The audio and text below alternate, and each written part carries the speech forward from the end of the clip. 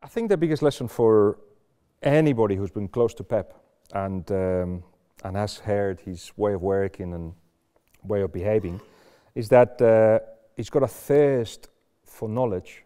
He's still in the road of learning. He's never abandoned that road. And I feel that sometimes there is too much obsession in England, and I point out at the nation, because in Spain it works a bit different. But in England there's sometimes the obsession of, I want to be a coach, I want to be a coach in the Premier League. And how do I get there? And for me, that is not the question, or that is not the target. The target should be, how do I learn more? How do I get better? How do I improve? Where do I improve? Who can I be improving with? And Pep has got that. So Pep has gone to Argentina, to all over Europe. He's met, the Bielsas of this world and people that are seen as gurus by coaches to try to learn. And he's like a sponge. And he says he's copied from everybody.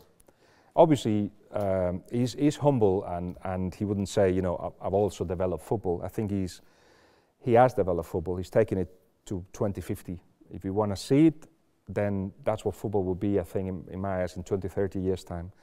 That's the problem with Barcelona. They've gone backwards a little bit because they're not following the road that he's taken us to.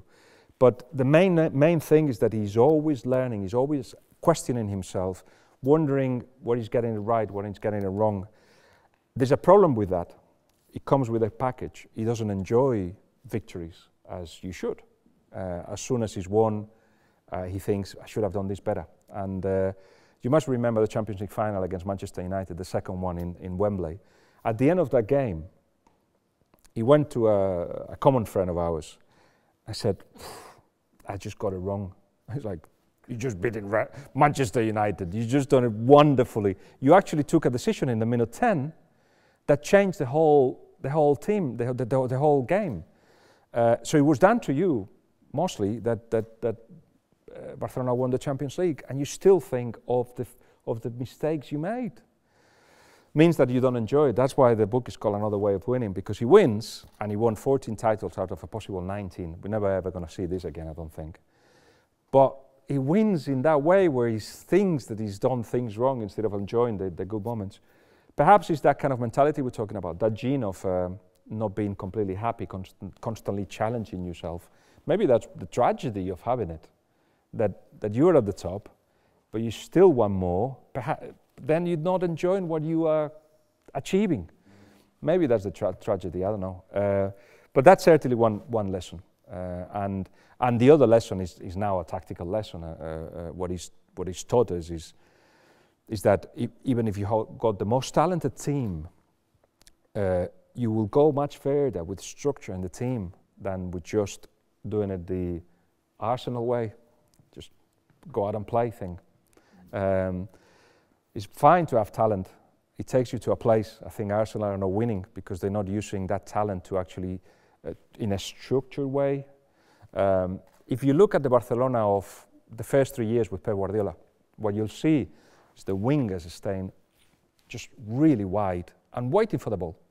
So that will open up the rivals. You've got the midfielders coming from deep and getting into the box. You've got obviously things that everybody does now. The centre backs going very wide as well, and centre midfielder coming as a third centre back. That kind of thing was done finally automatically thanks to the insistence of Pep Guardiola. We have to do this, we have to do this, we have to do this. This is the video, this is the drill. Keep doing it, keep doing it, keep doing it. And at the end, you get tired of it. So at the end, the last year, he felt that the message was not getting to the players. And perhaps that insistence has got a short life. He realized that, and he left. It's not about Mourinho, not completely. It's not about being tired, not completely. It's about, okay, I've done as much as I can with this side.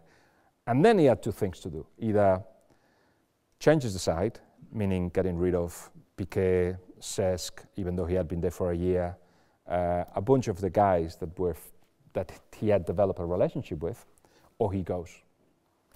And then he rang 2 Premier League managers to say, what do you do in that circumstance when you feel that the team needs recycling? What do you do? And one was Rafa Benitez and the other one was Alex Ferguson. And both of them said the same thing, which is the thing he didn't want to hear. You change the players. And he's like, oh, yeah, I'll go, better if I go, because he felt he had such an emotional attachment to the players that he could not get rid of them. And the relationship with Messi meant that he had to be rebalanced, a lot of things. So then he had to go.